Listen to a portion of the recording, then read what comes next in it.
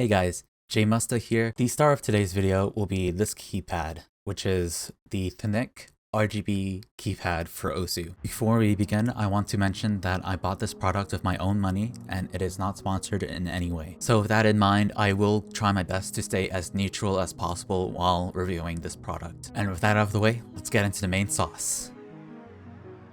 So I placed this order on the 12th of February and it was projected to be delivered by February 20th or February 24th, somewhere in between there. And this all happened during that huge snowstorm. We had those rolling blackouts here in Texas, so I was worried that that might have delayed the delivery of this a bit, but it actually came on the 19th, Friday, exactly 1 week from when I placed the order. And as you can see, it comes in this small box, which is pretty nice because the RGB keypad is pretty small, so it's nice to see that it comes in a small box and not some huge box or even in one of those envelopes with bubble wrapping on the inside, because it does contain the keypad, which you wouldn't want to have broken on arrival. So let's go ahead and start the unboxing.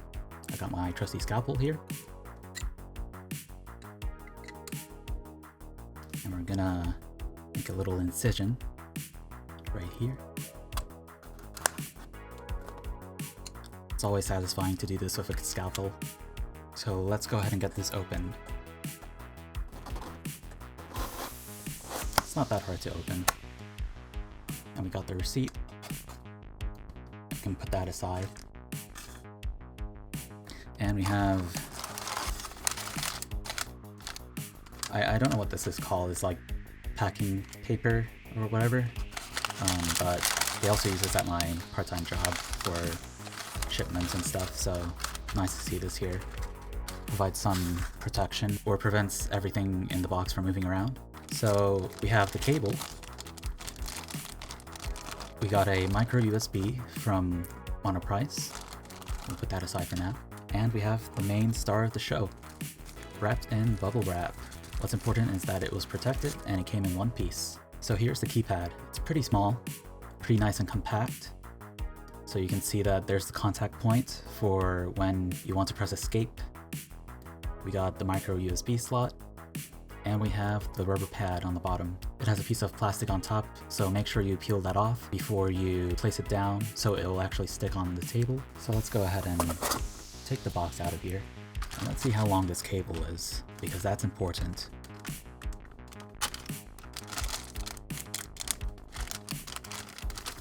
Okay, so the cable seems to be just under 3 feet in length. So here it is, the keypad.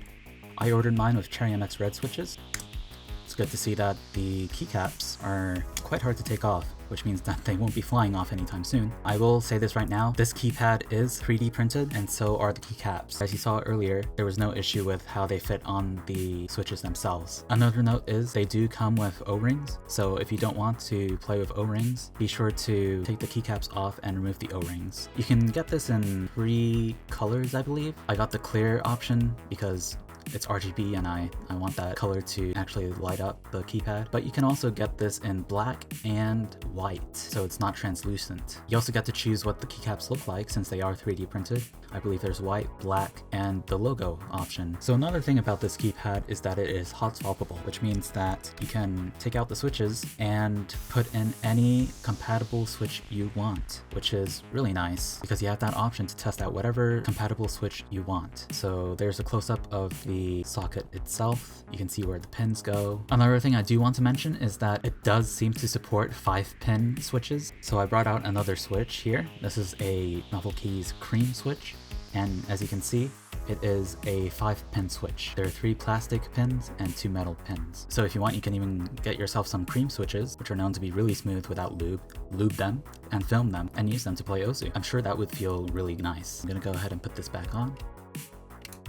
Just clicks in place. So I brought the mic closer so we can do a little sound test. This is the sound test with them just in my hand, with the O-ring that comes with the keypad.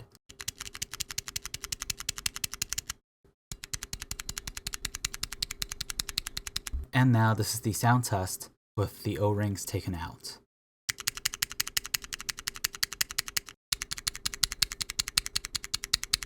It's a bit of a sharper noise than without the O-rings. So I just want to show you a close-up of the underside of the keycap. You can see some of the strands left over from the 3D printing process, but it's not excessive, and the quality of this keycap is very, very satisfactory. So I'm just leaving the O-rings out so we can do a sound test with the keycaps and keypad on the desk. Before you want to mount this to your desk, you want to make sure to peel off the protective film covering the rubber pad at the bottom. So we're just going to do that right now.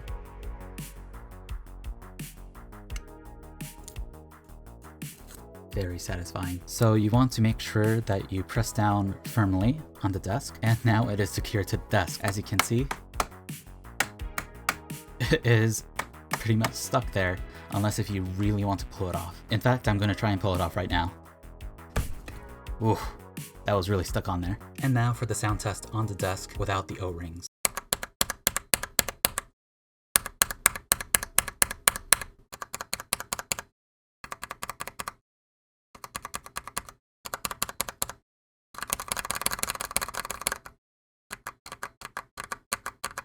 If you hear a pinging noise, that is because I did not loop or film these switches. Everything you see right here is stock. And now the sound test with the O-rings on.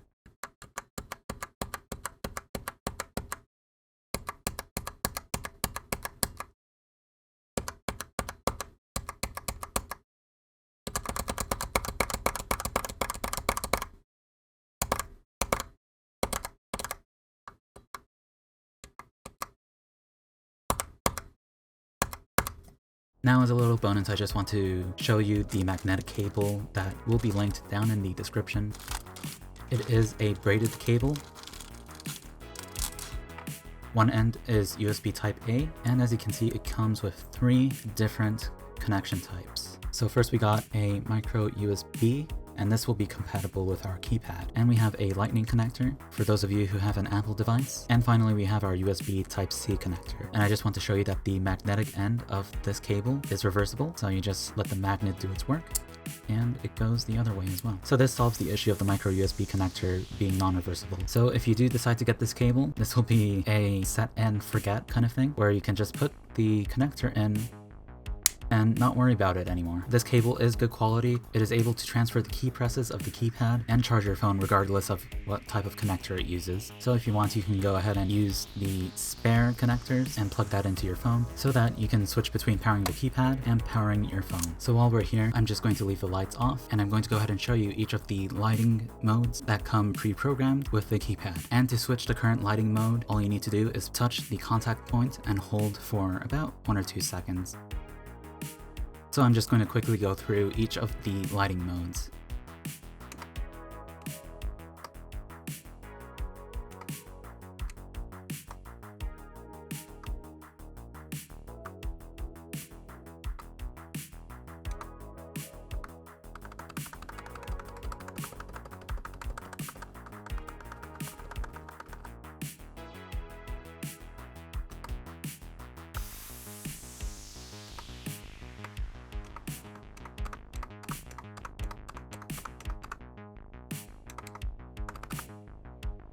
And we're back to the default.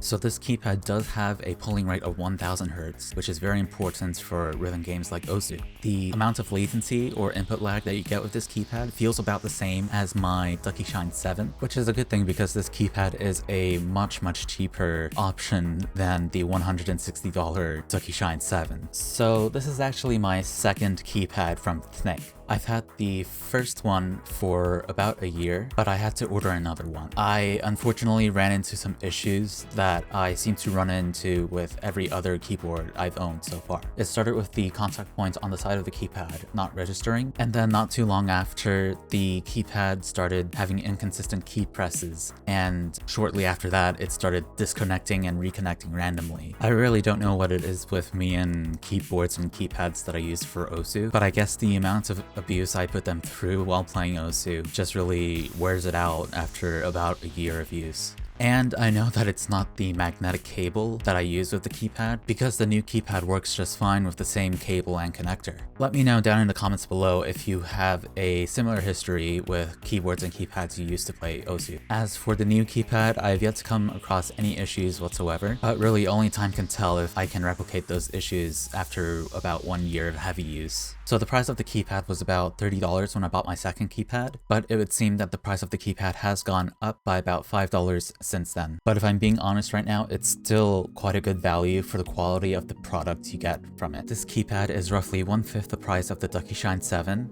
and less than 1/3 the price of the Ducky 1-2 Mini or most Leopold keyboards. In fact, I can say that it feels the same as playing on a Ducky Shine 7 minus the flat keycaps. So despite being 3D printed, the level of quality, I would say, is pretty high. Plus, you get the benefit of not accidentally pressing down the keys around your key bindings on the keyboard while playing OSU. So, would I recommend this keypad for OSU? Yes. Yes, I would. If you have any questions, concerns, or suggestions to make, please do leave them down in the comments below. And with that, hopefully I will see you in the next one. Happy clicking!